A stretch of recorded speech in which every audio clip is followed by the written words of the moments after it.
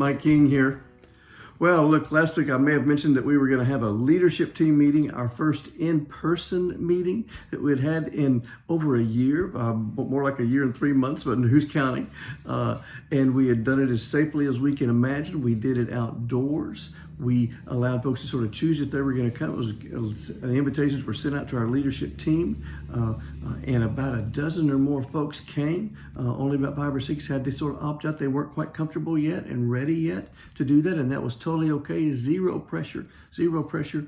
Well, let me tell you, for those of the folks who were comfortable and could make it and spend that time together, it was absolutely marvelous, absolutely marvelous. First time they had seen each other in so long, totally outdoors, totally safe, and it was just inspiring to all of us, I think, to have that human energy again, to have that exchange of human energy. And you know, that's why most of us went into this business, because we like working with human beings. We like doing things for human beings. And so we like to have that contact.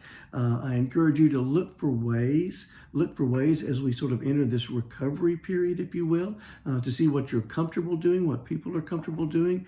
Give them the option to say yes or no, and then do it in a way that still provides safety, still provides security for those who wish to come. And to sort of begin that stage of sort of re-entry, if you will. It's almost like re-entry when we think of the astronauts coming back from the moon and from outer space and coming into re-entry. Same thing here, and of course our re-entry programming that was started in the beginning of this United States by Maud Booth. And speaking of Maud Booth, you know, one of her nicknames by the prisoners in Sing Sing in the New York prison. That was the first place in America where she worked.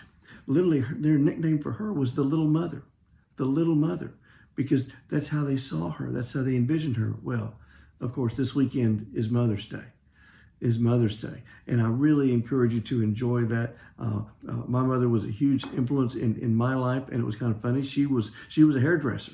That's what she did. And that's what her mother had done. Was a hairdresser, worked on her feet all day long. I grew up thinking Aquanet was air freshener. You know, it was everywhere. It was absolutely everywhere. But she was the strongest, toughest person I ever knew. And is really still sort of my role model.